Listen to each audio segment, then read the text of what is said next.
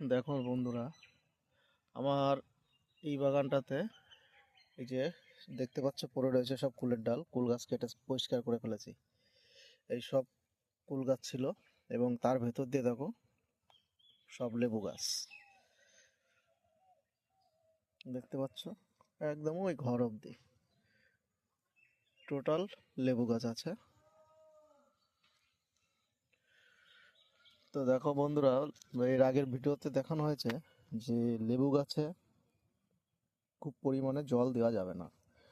তো আমার জমিতে মাটিটা দেখো প্রচুর শুকিয়ে গেছে।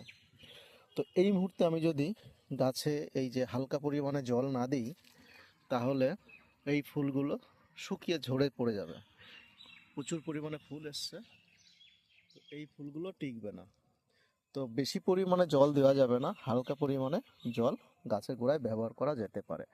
যেমন আমি স্প্রেও করে দিয়েছি। এই এরকম মুখটা চেপে ধরে এরকমভাবে গাছে স্প্রে করে দিচ্ছি, যাতে ধুলোবালি পাতায় থাকলে পরে সেই ধুলোবালিগুলো পড়ে যাবে এবং গাছের গোড়ায়ও হালকা পরিমাণ জল দেওয়া হয়ে যাবে।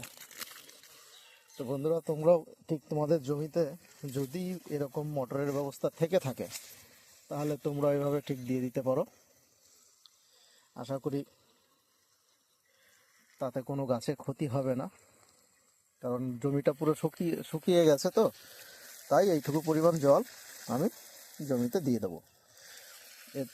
এতে পরিমাণে মাটি যেহেতু এক্সেস জলটা আশেপাশে ফাঁকা জায়গায় টেনে নেবে, আর গাছের যতটা প্রয়োজন গাছ ঠিক ধরে রাখবে।